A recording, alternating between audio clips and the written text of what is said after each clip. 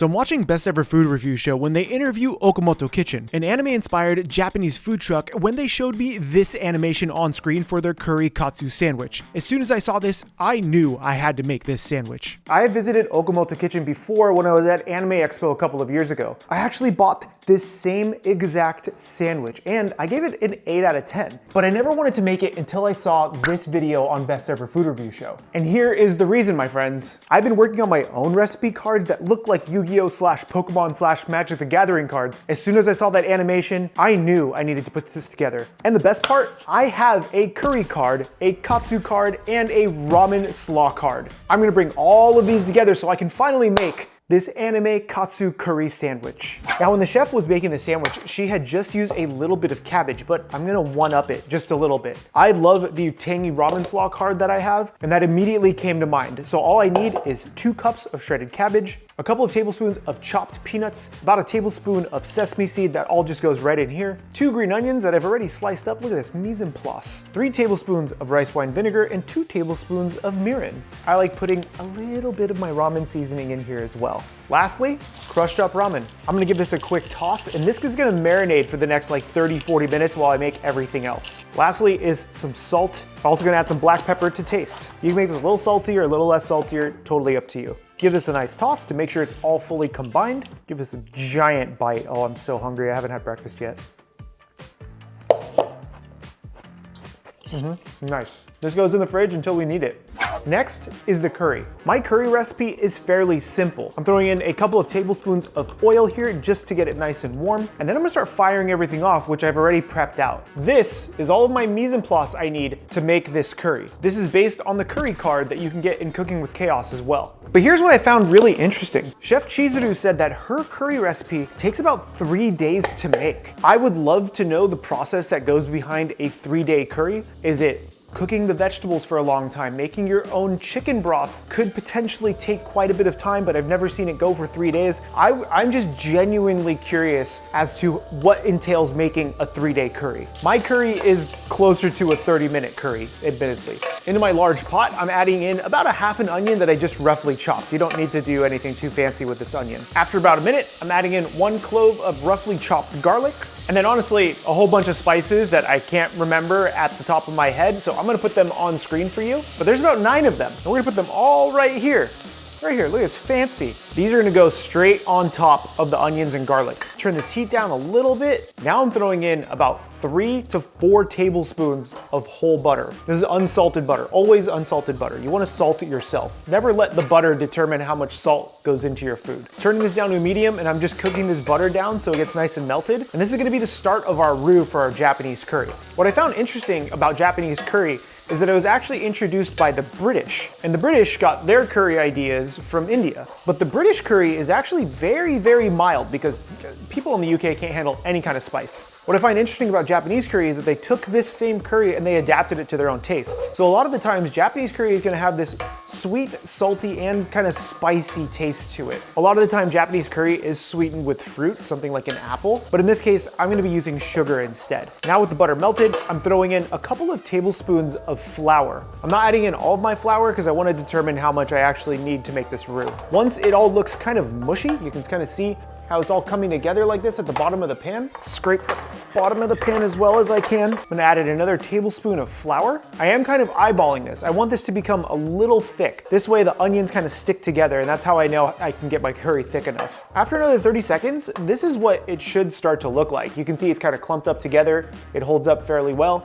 This is where I'm going to add in 2 cups of chicken stock. This is gonna help deglaze the bottom and also start to make our curry sauce. I'm also gonna add in around 1 tablespoon of sugar. You can substitute the sugar with honey or fruit as well, that's totally fine. I'm gonna switch to a whisk. This way I can break down all of that flour inside this curry. What I thought was interesting about Chef Chizuru's curry is it was a little chunky. So I wonder if she blended the onions into the curry so this way it could easily coat everything as well. Now notice how I didn't add any salt? This is when I'm gonna add salt and start getting some tastes in here to determine how much I want. I'm also gonna throw in some black pepper. Oh wait, I already put black pepper in this. I did. And you can see my curry is pretty thick. This is thicker than I would want because the recipe actually allows this to be used as a dip, but we need this closer to a sauce. This is where we can just thin it out to whatever we want. I'm throwing in just a bit more chicken stock to start thinning out this curry sauce. And once this has a nice sauce-like consistency, I should blend this so it's closer to Chef Chizuru's because I want it to stick to the chicken later. I'm using a stick blender to blend this, but if you just want to use a stand-up regular blender, you can totally do that too. Stick blenders, super handy and relatively inexpensive. This looks really, really nice now. You can use this with rice, with sandwiches, with French fries. Delicious. Give this a quick taste. A little more salt. This is good. This is gonna sit on the stove until we need it. My slaw is done, the oil is heating up, and my curry is done. The next thing to do is just to deep fry some chicken. I have a standard breading station with flour, egg, and panko breadcrumb. I have some chicken thigh here that are pretty thin, so I didn't really pound them out anyways, like Chef Chizuru may have. And I'm just seasoning them with just a little bit of salt. First, we're gonna dunk this into our seasoned flour. Make sure this is fully coated in the flour. This helps all of the egg wash stick. Then this goes straight into the egg wash. Try to switch your hands up, keep a dry hand and a wet hand. And then straight from the egg wash, this is going into our breadcrumb. I wanna make sure this is fully coated because it looked like she got this like super crispy. Really trying to press down in this so I get breadcrumb in every crevice of this chicken. Now with our chicken done, we just have to make the sandwich. Now I decided to shallow fry this because these are so thin. I don't really think I needed a full pot of oil, so I'm just using a cast iron for this. I'm deep frying at what I think is 350 degrees Fahrenheit. If you have a thermometer, use it. That's a smart decision. This chicken really only needs to fry for a few minutes because it's so thin. You can see how nice and golden crispy this has gotten already. Now, whenever you're deep frying something, good practice is to get a small wire rack like this one and a small sheet tray like this one that is already dirty, so I'm just gonna use this.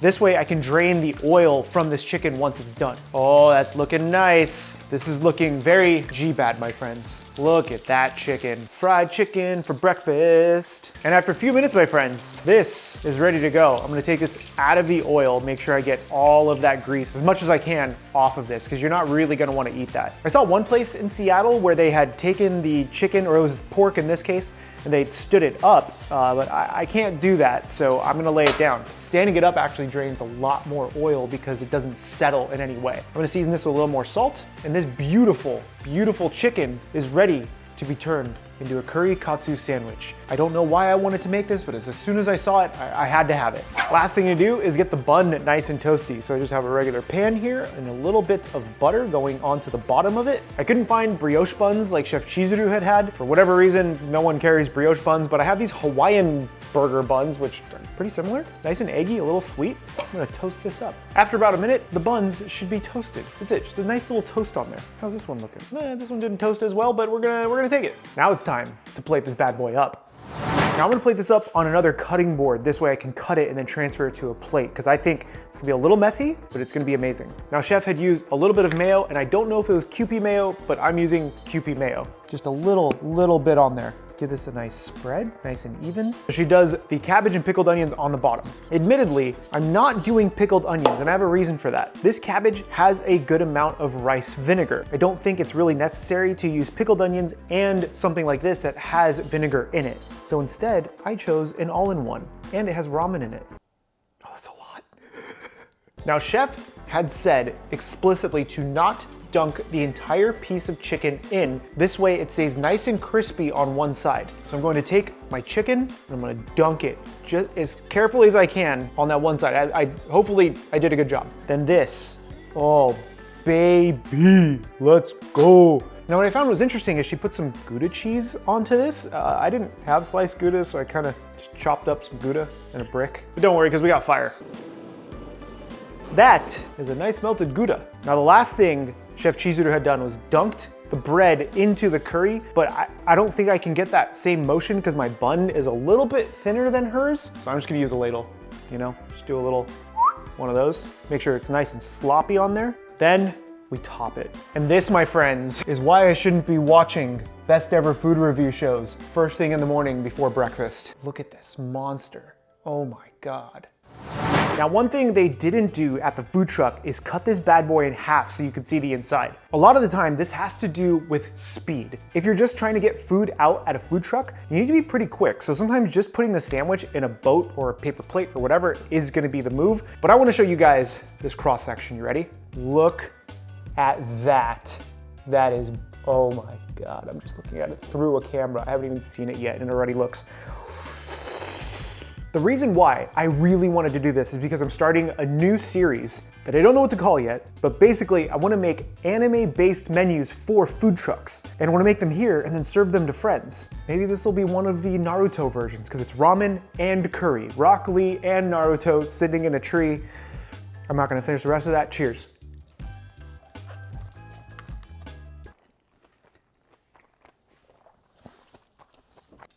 It's so good. It's so good. The curry is nice and subtle. It's not overly offensive in any way because you're just dipping it. Admittedly, it'd be dope if you get like a curry boat, you know, and just dipped it in there a little bit. The ramen slaw goes so well with this because you get a little bit of crunch from the ramen as well and the peanuts that are in there. You get some of the acidity from the vinegar. The bun just kind of holds everything together. It doesn't add too much. Honestly, this is a fantastic sandwich, and I don't know if I would have made it without seeing that video from Best Ever Food Review Show, and props to Okomoto Kitchen for introducing me to this years ago. But if you want even crazier combinations than this, you have to check out today's sponsor, Cooking with Chaos, my brand new infinite recipe card system. Are you tired of having the same boring thing for dinner every night? Are you frustrated with trying to make complicated meals you found on Pinterest you might not even like? When you're cooking with Chaos, those worries all go away. Cooking with Chaos is a brand new infinite recipe card system that lets you pick and choose from 20 different proteins, 20 different sauces, and 20 different sides. Want something simple? Pick 3 cards and make a meal. Do you want all the chaos? Combine multiple sauces, proteins, and sides for something chaotic and delicious. Making dinner with your favorite person and you both want something different? Pick cards together and make your custom combo. You and your favorite person pick 3 different cards, then roll to see which combo you make. Cooking with Chaos has infinite possibilities. With full ingredient lists on the front and full recipes with macronutrients on the back, you will have everything you need to never be bored in the kitchen again. So what are you waiting for? Start Cooking with Chaos today by pre-ordering at cookingwithchaos.gg. That's cookingwithchaos.gg, and you will receive 3 free cards from a future expansion pack with every pre-order. Head over to cookingwithchaos.gg to pre-order now. And if you don't want the curry, thanks to Cooking with Chaos, you can maybe make the teriyaki sauce instead. Make the cheese sauce instead. Honestly, make whatever sauces. Use 2 sauces. Maybe you want to do the cheese sauce and the peanut sauce with this. It's your dinner. Just have some fun with it. My name is Chef PK, and remember,